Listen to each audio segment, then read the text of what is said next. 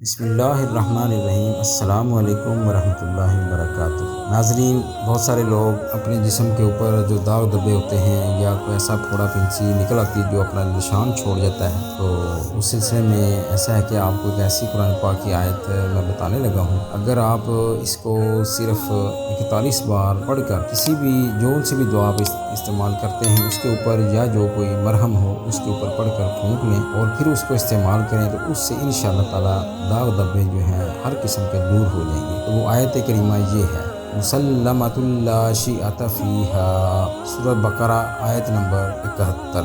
अस्सलामु अलैकुम वरहमतुल्लाहि वबरकातुहू।